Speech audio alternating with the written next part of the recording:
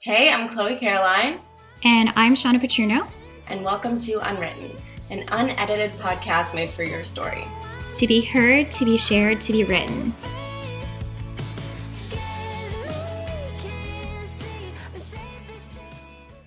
Today, we're very excited to have our next guest on the third part of our series, which is like the wrap up on our confidence and self-esteem series. Very exciting. So we actually have a listener nominated guest today, which is always so fun, and we loved getting to talk to you guys. But we have Brian Colletto on today. So welcome, Brian. Will you tell us where you are connecting with us from? Yes, I am connecting with you guys from central New Jersey. Awesome. That's so cool. How did you hear about Unwritten, or how did you find it? Like, we always like to know. Well, I've been connected with Shawna for over a year. We met on the audio app Clubhouse, and Okay. we've uh, we've been friends ever since. Yes. That's so cool. I love that. I love that. Um, so I guess, Shauna, do you want to kind of kick off this next part since you guys chatted a little Yeah, bit for before? sure. So, Brian, I'm so excited to have you here because you have such a fascinating story and what you're doing with a lot of your platforms. I thought it would be so good for people who are kind of wanting to start something new and talking a little bit about your background story because it's very unique. And I'm not sure how much you want to share about that, but do you want to basically introduce yourself and kind of share a little bit of what you've been doing for your confidence? Yeah, sure. So my name is Brian Colletto, and I do have a day job, and I do also spend a lot of time through social media and audio app platforms. And what I do for confidence is I network both in person and virtual.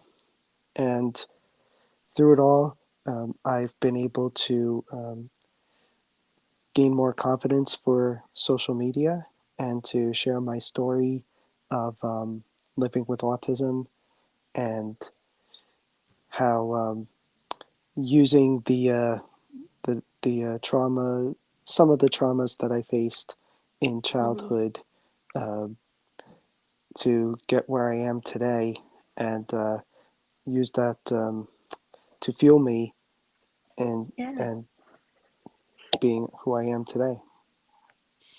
I love That's that. That's yeah. so inspiring.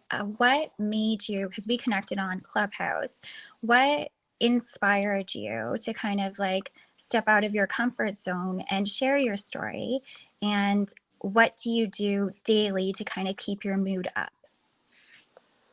Um, well, what I do, um, what I'm sorry.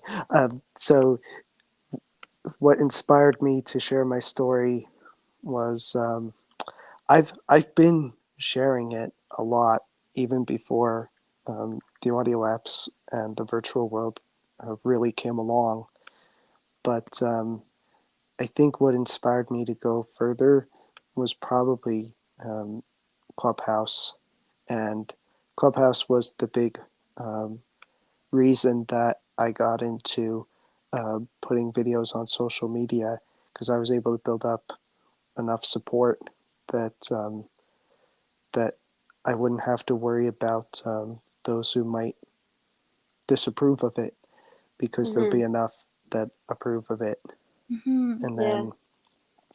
then as far as the second question goes, uh, what I do daily to keep my mood up, well, I give thanks to God, I pray, and I work out, and and I sometimes slow down my breathing a little bit too.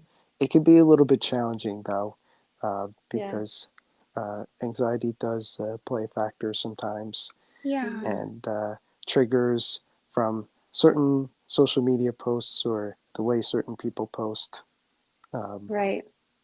so, Yeah. Well, can you tell us a little bit about um, your upbringing and kind of what that was like as somebody who has autism and kind of what you faced and how that was either different than other people or how you, I guess, handled it differently than other people. well, I grew up in the 90s and early mid 2000s when autism wasn't talked about as much. Hmm. And I it was definitely challenging. I didn't have a lot of friends growing up, and I still deal with insecurities to this day. Hmm. Um, but uh, sometimes there was name calling. Uh, the R word was mentioned. Uh, Hmm. the phrase doesn't bother me as much today, but the shut up phrase used to bother me a lot. Yeah. Um, and uh, and I mean, my mom was very involved with my education, and sometimes there would be tense moments at home if there was like an angry moment of outburst or something like Hmm. that. But you know, through it all, I learned a lot, um, and and I just kept going, and whether I knew it or not, I was improving from Yeah. day to day and year to year. What do you think helped you the most? Like what tools, whether it was a person or an experience, Yeah. yeah, like what do you think was the most helpful with you just being able to choose to overcome? Because it is a choice that you make, you can either let it take power over you or you can take back your power. So what was there anybody that really helped you or any opportunity or experience that you had that kind of you feel helped kind of guide you, I guess? Well, there were definitely some people um, besides my parents. Mm-hmm. Uh, I would also say um, case managers that I had in school and people who um, are in those smaller classes will understand what case manager means. Uh, Mm-hmm. but yeah, them and even the church I grew up at as a kid, um, still have a lot of love for them. Not active with them like I used to be, but Hmm. uh, Mm-hmm. but but I do have love for them, and they were a big part of my upbringing. Um, and I would also say my day job, which I've been working at as of this moment over 13 years. That's amazing. Yeah, Awesome. What Yeah. is your favorite part of where you work and what do you do if you don't mind sharing? And yeah. sure. Um, the favorite part of my workplace is that everyone is supportive. Hmm. That's the most important thing because not all work environments are supportive, Hmm. and that was an important thing for me because there are environments where I don't feel really comfortable. Um, Sure. and I, for one, have loved routines. Yep. So, um, you know, um, and what was the second part of that question? Just kind of what you do at your job, if you don't mind sharing. And I'm curious too, um, are there other people, like, do you have other coworkers that also have autism? Uh, well, um, I, I work for a nonprofit occupational training center agency for neurodivergent adults. These can be people that Hmm. have autism or Down syndrome. uh, I'm the only person with autism that is on staff, Wow, Okay. but we do have other people on the spectrum who are clients.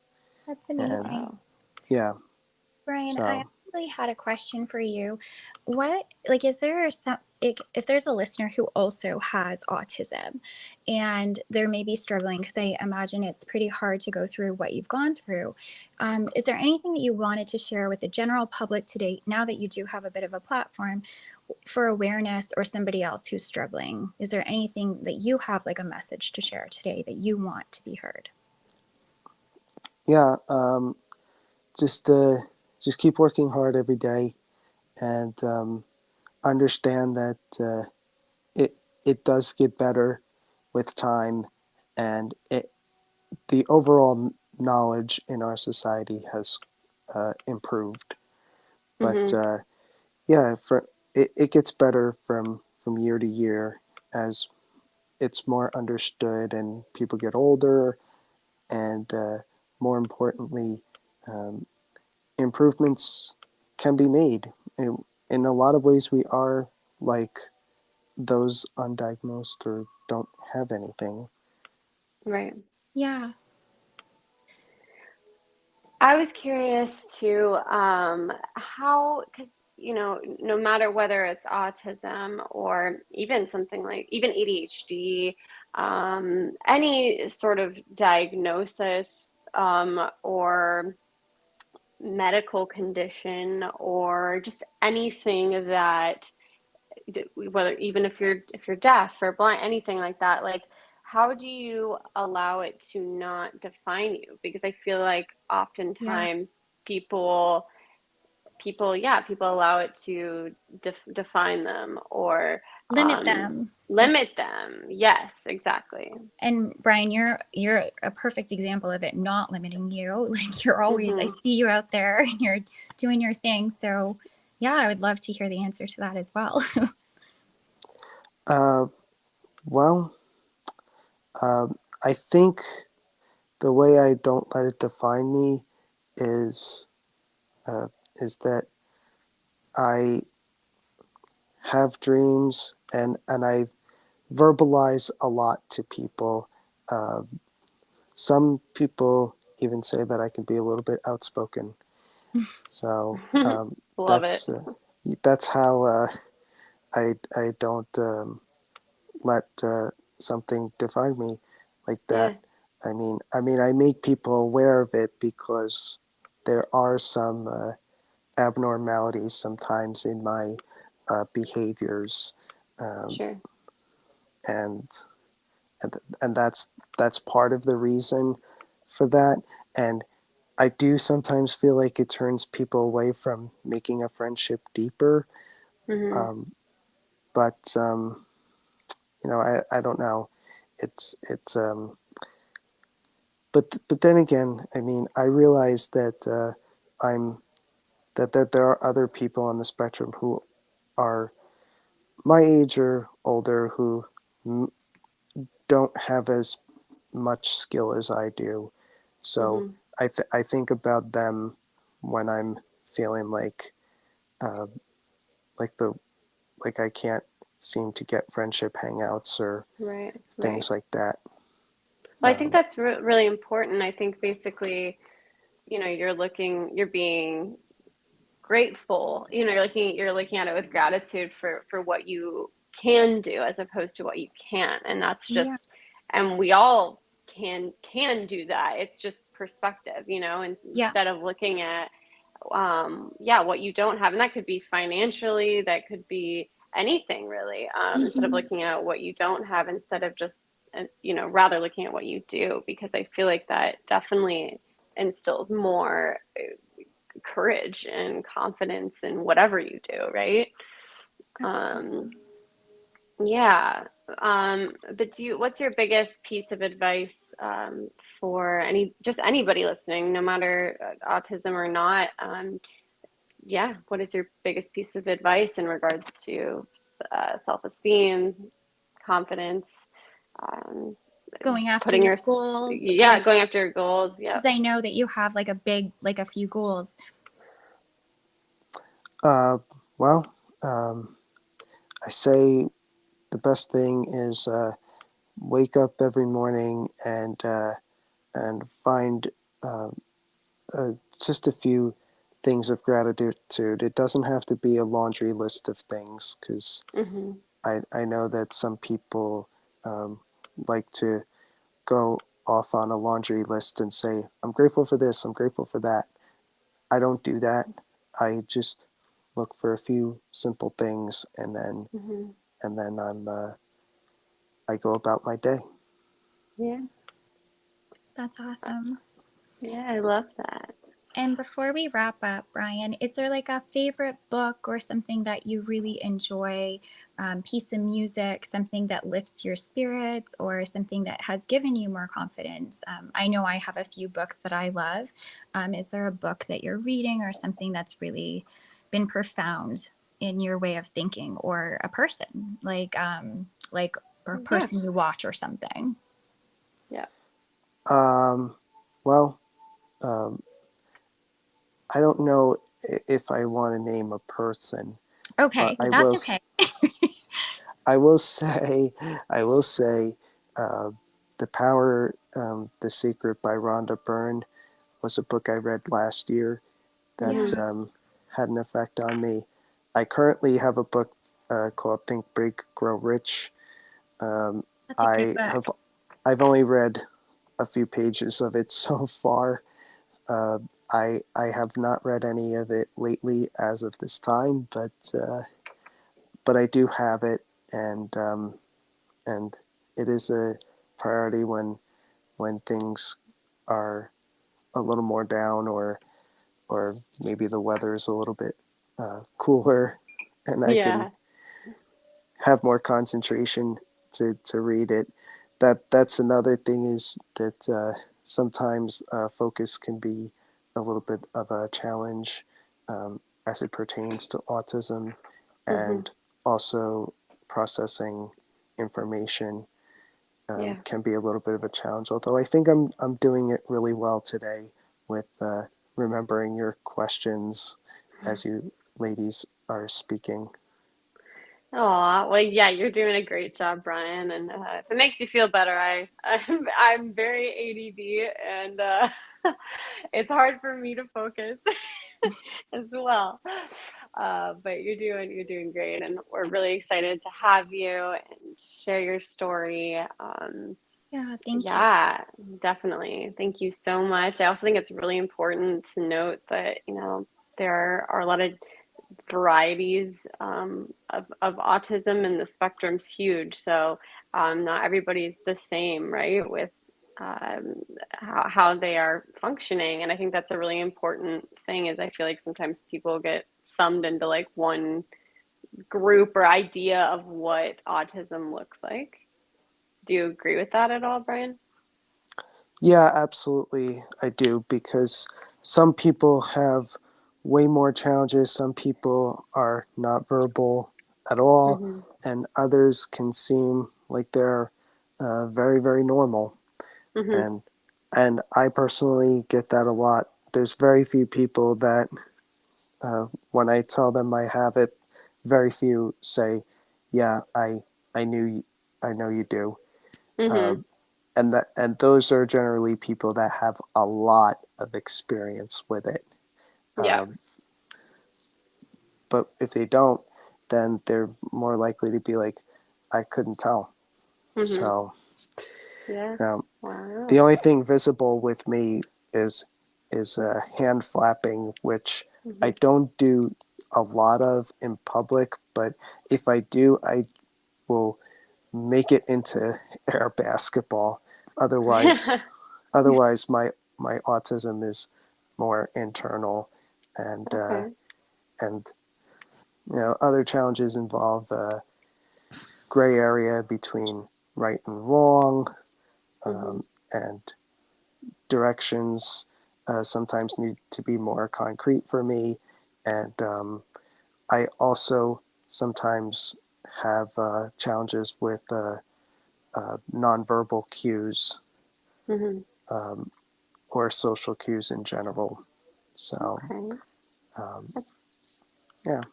Yeah, very interesting. Shawna, I know you were saying something about you're talking about his goals and that he's, really been uh, big on social media, trying Yeah. to Yeah. yeah. What are some of those goals, Brian?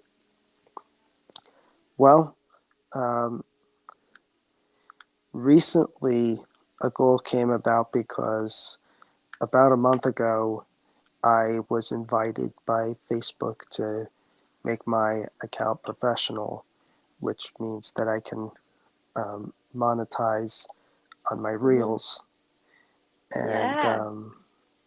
so that's a goal for me. Uh, Other goals just simply involve uh, just continuing to grow with the times, and I'd like to eventually shoot for verification, especially after Hmm. my Instagram had gotten hacked back in March. And Yeah. Shawna knows about that because Oh she man. temporarily blocked my account and then Yeah. unblocked after I was able to secure it back. Oh man. I've been hacked before too. It's no fun. Yeah. No. But so is your what is your biggest goal with your platform? Is it to spread awareness about autism or just in general? Do you have other goals with it? Um, Other goals involve the showcasing other skills that I have, um, like uh, my fitness journey, Hmm. my love of music, my love of entertainment Hmm. uh, in other forms, and just being able to show up on camera and hopefully not have too many gaps in my phrases because I don't sound like a reporter all the time. I tend to have a lot of gaps and filler word phrases, Hmm. but I do work on improving my phrases to Yeah. the best of my ability. And sometimes, if there's like a strict time limit, I do a lot better. So, Yeah. Yeah. Well, you're doing great once again, and we're really excited to have you. Shauna, do you have any last questions before we wrap up? Or No, I think it definitely, I just want to say thank you again, Brian, for being on the show and just mhm. with your positivity and encouragement. Like, you're always such a light when we chat and everything like that. So thank you for sharing everything that you had to say today. And Mhm. yeah, we really appreciate you.